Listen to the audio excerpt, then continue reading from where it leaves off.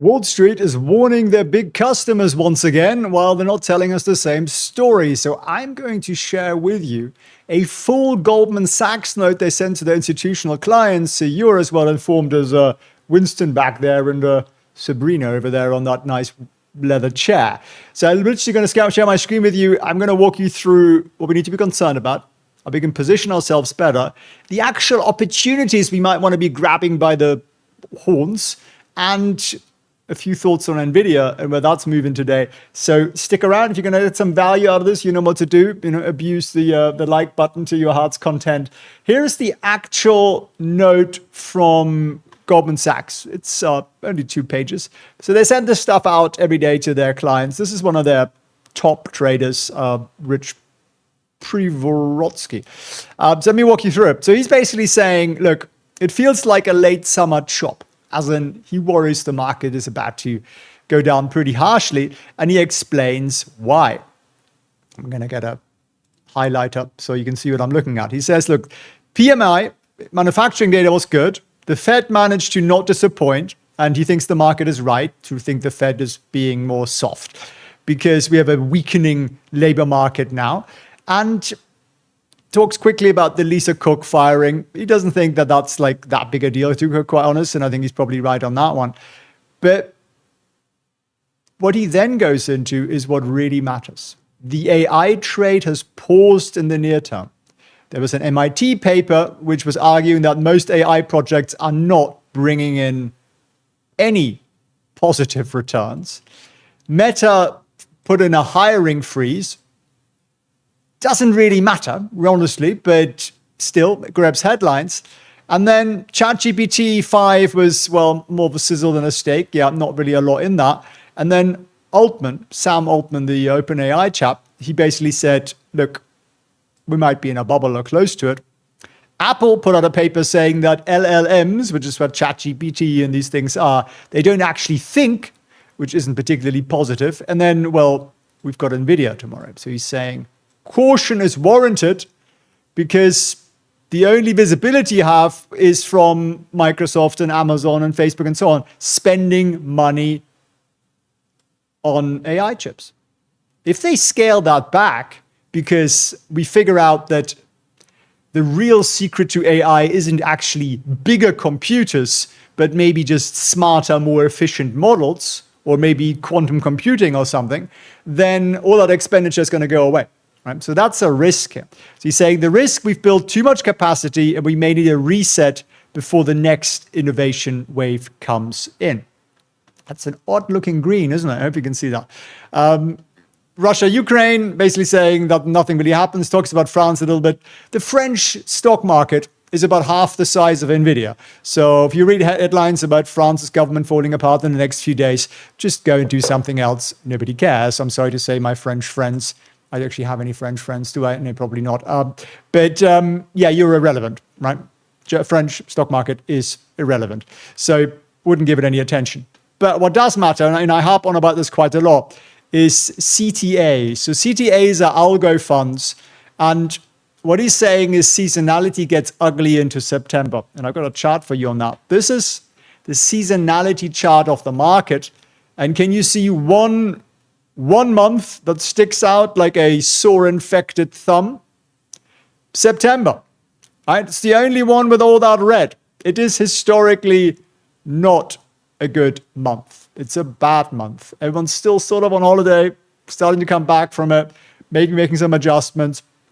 And it's just before we go off into October, November, December, which are traditionally wonderful months. Now, I think we can take advantage of September.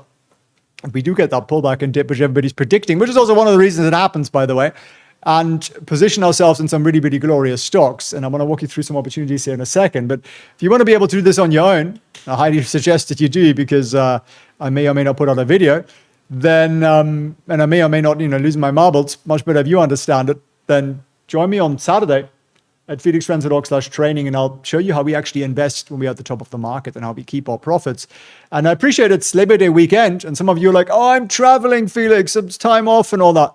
Well, the reason you celebrate a 3-day off event is because you're not free the rest of the year, right? So the goal is to be free 365 days of the year, not just get one extra day, and then you'd be a little bit less excited about Labor Day, although obviously go and enjoy it. So what do we need to do for that? Well, yeah, we need to put in a couple of extra hours to learn in our free time so that we can come out and enjoy our real time. Like I used to have a full-time job. I worked all day long. And then in the evenings, I'd study. At lunchtime, I'd study. And then I got my businesses working insanely hard, and I was still studying. I was still learning to get better at the whole money thing, because I realized, and I was lucky, I had mentors who clicked it into my head, that the freedom doesn't come from the salary. Very, very rarely does it come from the business.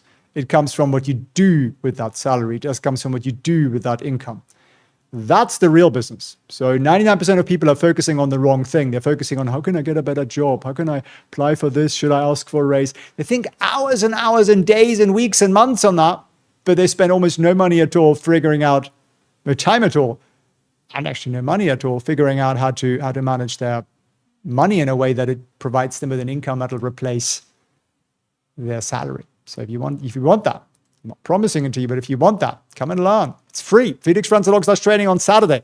So there we go. This is the wisdom from Goldman and Sachs. Sachs and Goldman. I wonder what Goldman did to be bigger than Sachs. Maybe he was just bigger. All right, let's look at some interesting things then. Here we go. Gold. Why is gold interesting? This chart, of course, is Trade Vision. Get yourself a free trial to that. It's not a plug. It's a software that we built because it's tremendous, and it gives you all the data points. Gold is doing what? Gold is going in our textbook heartbeat pattern. It's doing very little. It's done very little since April. We like it. Things that have done very little at that sort of level. And I am bullish on gold. Yesterday was a pretty good day for the whole gold miner sector. Why? Watch my next video. I'll explain it. I break it down for you, or even give you the gold stocks that I'm looking at, and many others. So I like this setup, but I'm not buying gold. And I tell you why, because gold's actually not had that great of a year. You know, the gold goons out there are going to be like, oh my God, Felix, sacrilege, right? But yeah, we're up 28% on gold. Well, what if you were actually in a gold mining stock? Like this one, BTG, for example. I just bought a little bit of that. Where did the January go? Here's January. So this thing, where was January? Beginning of the year was here. This thing's up 62%. Would you rather be up 20-something% or 60%? You know, it's more than double, right? So is that worth the extra little bit of time to figure that one out? I bought this one 2 or 3 days ago. Doesn't mean you should. Why? Well, come and join me Saturday. I really break it down for you. But again, it's about the consolidation up here. It's about that pattern. It's about breaking out of it. All we need now is a little bit of volume, and Bob will be your uncle. If your uncle is Bob, put that in the comment down below. That would be funny. The second thing that I'm liking right now, and there's a couple of other things as well, and I keep talking about stuff like that, but silver. Silver also is doing its best to go sideways. It's consolidating. And if you watch my next video, you'll understand my excitement about silver, because something bigly is happening with silver. The bigly one in the White House is going to do something about silver. But again, I'm not buying silver. And I haven't done these numbers before. Let's see if this backs up my thesis. Silver's up 33%. Here's a silver stock that I happen to own. Doesn't mean you should. That is up. Where's January? Can you hear that cat that I've got? So noisy. Noisiest cat I've ever had. Yeah, that's up 80%, right? 30% versus 80%. So all the uninformed lot who understand at least that but a pattern in the sector is buying gold, they're up 33%. The people who are actually informed, well, they're up 80%. Just asking you, like, which one you would rather have? Rather have the extra 50%, yes or no? So that's what it's all about. So yeah, I like Mag Silver, for example. There's a bunch of other silver stocks as well, and I'll mention quite a few of them in the next video that's coming out. So make sure you are subscribed. Seriously, that cat's like it's like one of those town criers. Now, NVDA. What's happening with NVDA? Well, they're reporting earnings, according to Trade Vision, at 4:20 Eastern Time. And we're expecting $1 and a bit in earnings per share. Now, I'd expect them to beat quite mightily, but the question is how mightily, and is the market impressed by mightily? Well, what does the market think is going to happen? You're like, oh, I don't know. How would I know that? Well, let me show you. Can you see this blue box here that I'm extending? That one. And I'm doing it again from here. Whoops. That one. That, my friends, is what options traders call, and everyone's running for the door now. He's going to talk about options. No, make him stop. Don't worry, I won't talk about options. I'm just going to give you a little bit of insight here. There is something called the expected move. Expected move.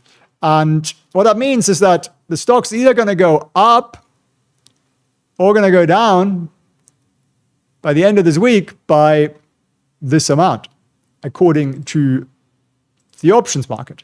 And that is, can we measure that properly? It's about 8% up, about 7% down. Slight skew to the top. So, but let's just call it plus minus 8% to make our life easier. That's what the market's saying. Is that helpful? Yeah, it's helpful. It's insanely helpful, actually. You know, it doesn't have to be right, by the way, but it's helpful. It's a data point. And that means the worst case scenario is that we'd be back to where we were in July, according to the market. So the market is pretty, now it's jumping around. Now the market is pretty confident that this isn't a complete freaking disaster, right? So I don't think it will be, but it could be sort of not a lot. Now the last earnings, remember those? That was the earnings here. And what did the stock do? Didn't really do anything. Jumped up a bit, went down again, did absolutely nothing actually over the first 3 days. But it kicked off another rally, which is another 36% up in a quarter. Just like, that's pretty good, right? That's pretty good stuff. A quarter only has 90 days. That's like 0. Well, means there are probably about 60 trading days. How many trading days were there? It actually tells us, doesn't it? This was earnings. This was earnings.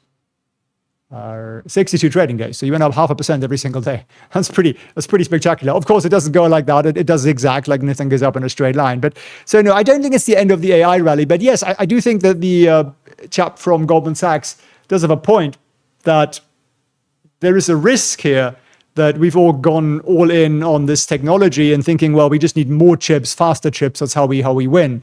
And I'm not sure that's true. And one of the reasons I don't think that's necessarily true is that if you look at, say, Grok, built by Elon Musk's X, they've done in a very, very short time period, built something that's pretty much as good as what OpenAI has done with a lot more money and a lot more compute power. Now, they're also trying to get as much compute power as possible, but it is possible that someone's going to come out and go, we made an LLM, so like a ChatGPT competitor, that needs 1/10 of the compute power. Now, that's the one that's going to win. So it isn't necessarily who's got bigger computers, but it's more about what you do with them. Yeah, that's what people always say, isn't it? Size doesn't matter. Well, let's not get into that subject. Now, so a little cautious seasonally. It's, I think, important to be cautious, be selective.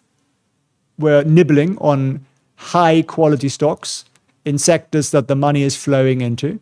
And I'll continue to do that. And if we get a little pullback into September, I'm going to be throwing a party and I'm going to buy the good stuff at a discount. It's as simple as that. And then I look forward to the last end of the year because what are we getting? We're getting rate cuts. We're getting tax cuts. We're getting less regulation. We're getting a US government that's militantly trying to push the economy up.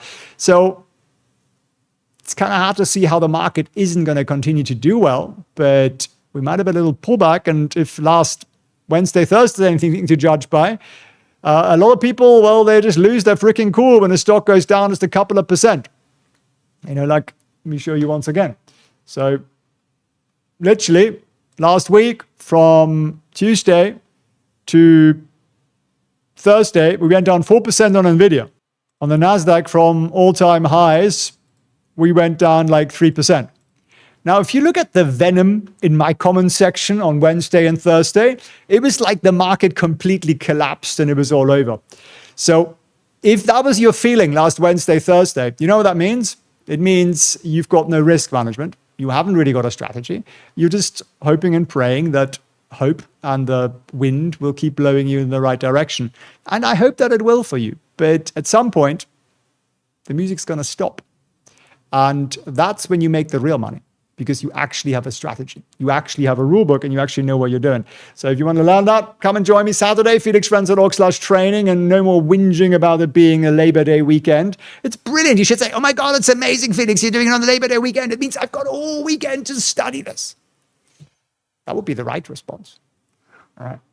I wish you a beautiful day and I thank you for watching. Take care. There is one stock that Winston just sniffed out, which is so good and so textbook that I thought I'd share it with you. It did make the watch list that I share with my students every Sunday, and here it is. Ticker symbol is WFRD, Weatherford International. It is a small AI semiconductor play that's bringing things to space. No, it's not. It's an oil and gas equipment and service company. Oilfield services, basically, well positioned in a world still hungry for energy. Think AI.